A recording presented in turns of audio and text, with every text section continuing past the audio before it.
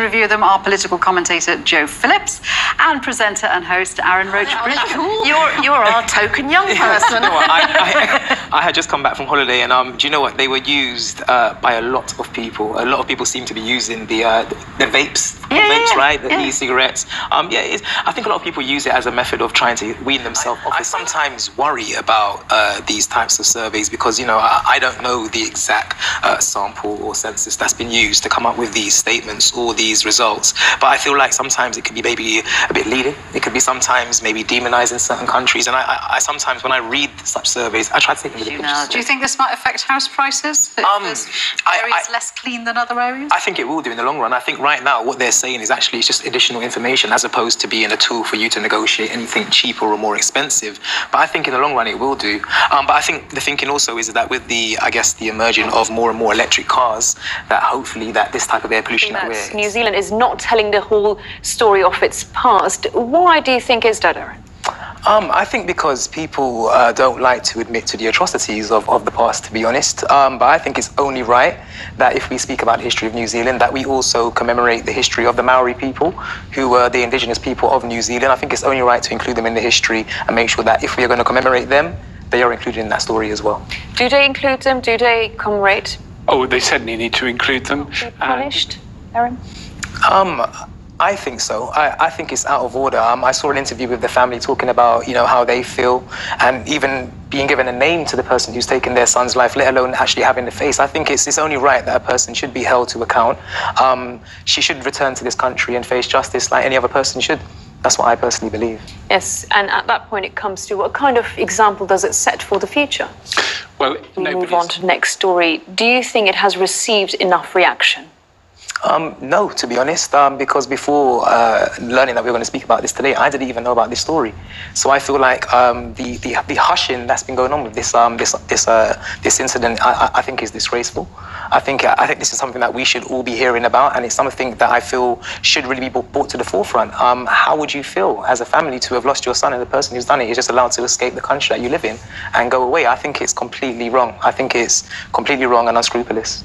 And especially on social media, the NHS opening the country's first specialist clinic to treat children and young adults who are addicted to playing computer games such as Fortnite, Candy Crush and Call of Duty. I believe the age group will be between 13 and 25 here. So first of all, what is your view, Aaron, on computer games? Do you know what? Do you play them? I'm not a massive player of computer games, but there was a game that I played when I was younger that I was extremely addicted to the point where I would wake up in the middle of the night and I would press continue on the game and continue. It was a football managing game. But in regards to this issue here and thinking about younger people, I think it's completely right. I think it's only right that we try to address this issue because I myself have worked with young people who are completely addicted to computer games, do not go outside, and what does that do for their socializing skills? And that's a massive thing here. Not just their socializing skills, what does it do to their mentality or their mental health? These are serious issues that I don't think are getting discussed enough. So I think it's right that we are addressing it in this way. The parakeets that they have gotten out of hand and they've decided to kill some of them. What's your view, Aaron, on that? And let's live on that note.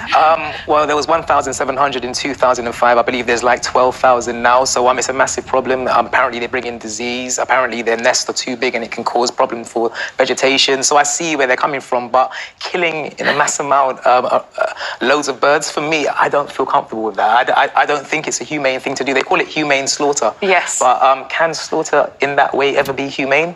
I don't know. Presenter and host Aaron Roach Bridgeman and actor and filmmaker Abigail Clay. Good to have both of you with me.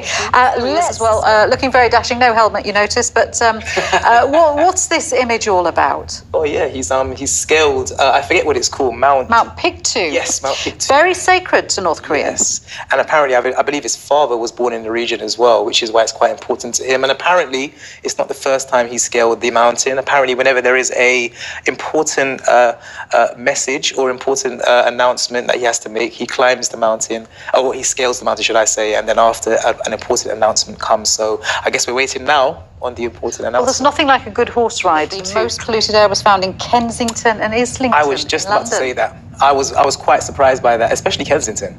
when you think about Kensington, you think about, I guess, everything being at top notch. Yes. You know what I mean? Everything For people living outside London, Kensington is the posh place to live. So that is quite interesting. It was also quite surprising to hear, because I read on some other information that apparently it's been linked to, I think the air pollution has been linked to 400,000 premature deaths in Europe as well. So this is a massive problem. And it's to do with I believe it's the nitrogen dioxide, which mostly comes from cars. So very, very... Yeah, high levels of nitrogen dioxide, NO2, and also air particulates known as PM. Something of this I think there's more that can be done. I believe Spain and Bulgaria have had action taken against them in regards to their air pollution levels. And I believe England, Spain, Netherlands, Germany, quite a few countries are on a list as well, where it's actually exceeding the World Health Organization's recommended level for air pollution as well. So I think a lot more can be done. And if Spain and Bulgaria are having action taken against them, then maybe we should as well. You know, maybe we can make a change. Maybe we intend to, but we keep forgetting to do it. Yeah, true. Erin, whales. Save the whales, because the whales can save us. Oh, yes, apparently. they can. Oh, yes, they can. The whales are very important. There's been a study that has shown that actually, I believe, if I'm not mistaken, I believe in terms of what the whales do with phytoplankton, and also what they do in terms of how they take in carbon dioxide. Right, so let's just put this into context. Yes, go on. We're saying that whales are good for the environment because, number one, they absorb large amounts of carbon and carbon dioxide in their body. And number two, they promote the growth of phytoplankton, which also captures CO2 and puts back oxygen into the atmosphere. Yeah. Do you know how the whales are helping phytoplankton?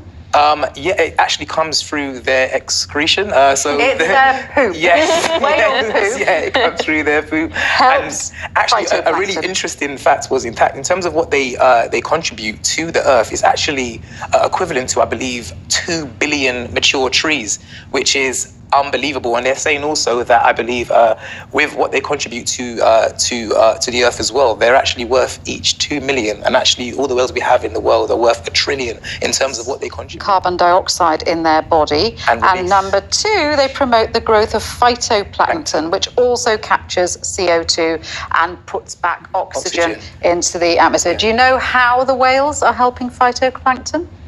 It actually comes through their excretion. It's their poop. Yes. Whale poop. Yeah, it comes through their poop. Helps and actually, a really interesting fact was, in terms of what they contribute to the earth, is actually equivalent to, I believe, 2 billion mature trees, which is unbelievable. And they're saying also that, I believe, with what they contribute to the earth as well, they're actually worth each 2 million. And actually, all the whales we have in the world are worth $1 trillion in terms of what they contribute. This week that the air in the tube carriages was up to 18 times worse than the city's roadside air.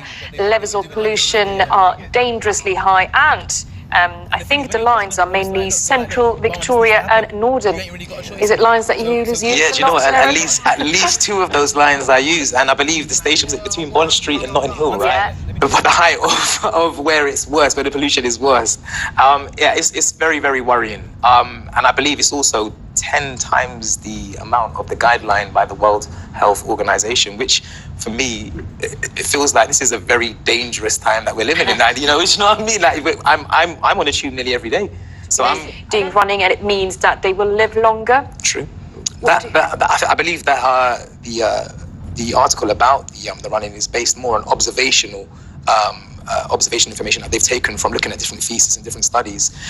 But it has been proven that, you know, if you do run, this will lessen the chance of illness. Apparently, I think it's 27% less when it comes to death of any kind, 30% less when it comes to death of cardiovascular disease, and I think it's 23% less of death that might be caused by women in the article, but we can also talk about men here. Yeah.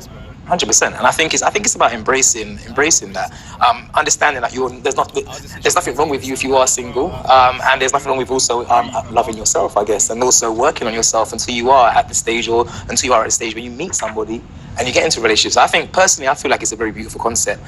Marrying yourself, though, I'm not too sure if I would. I don't know if I love myself that much, but I think it is a good concept in its premise. What do you think about